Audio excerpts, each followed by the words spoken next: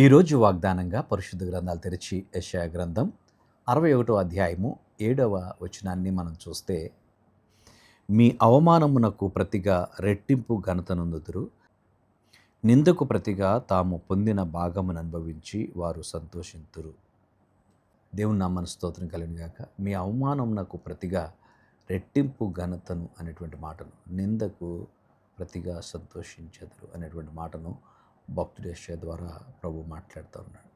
దేవుని బిడ్డలైనటువంటి వారికి నిందలు ఈ లోకంలో కలుగుతాయి, ఇబ్బందులు వస్తాయి. ప్రభు చెప్పాడు, నా నిమిత్తము జనులు మిమ్మల్ని హింసించి నిందించినప్పుడు మీరు ధన్యులు అని ప్రభు చెప్పాడు. ఎందుకంటే నువ్వు నీతి మార్గంలో యథార్థంగా జీవిస్తున్నప్పుడు నిన్ను అపహాస్యం చేయొచ్చు, గేలి చేయొచ్చు. నువ్వు పనిచేస్తున్నటువంటి స్థలంలో యథార్థంగా ఉన్నప్పుడు, ప్రభు కొరకు నమ్మకంగా నువ్వు జీవిస్తున్నప్పుడు, లంచం తీసుకోకుండా యథార్థంగా నువ్వు జీవిస్తున్నప్పుడు నీకు నిందలు, అవమానాలు ఎదురవుతాయి. అయినప్పటికీ కూడా దేవుడు నిన్ను విడిచిపెట్టడు.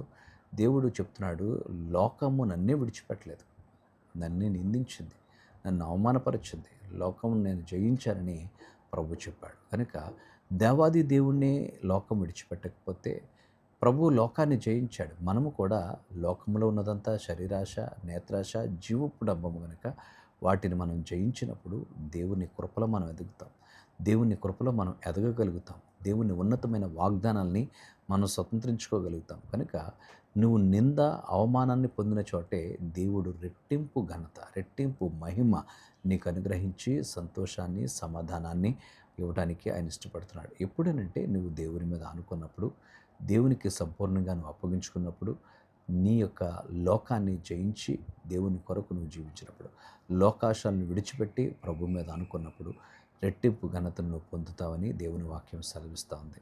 కనుక కొద్ది మాటలని పరిశుద్ధాత్మ దేవుడు మన వెనుకలో దీవించును గాక. పరిశుద్ధుడా, ఈ మాటలు మా వెనుకలో దీవించి నీ సన్నిధి మొత్తం ఉంచండి. రెట్టింపు ఘనత, దీవెన, ఆశీర్వాదాన్ని ఇచ్చే దేవుడుగా మాకున్నందుకు నీకే స్తుతులు చెల్లిస్తూ నీ బిడ్డల నిండారుగా దీవించి వర్ధిల్ల చేయమని, అన్ని విషయాల్లో నీ కృపా సమృద్ధిని అనుగ్రహించి నడిపించమని యేసయ్య నామమున అడిగి వేడుచున్నాము తండ్రి. ఆమేన్.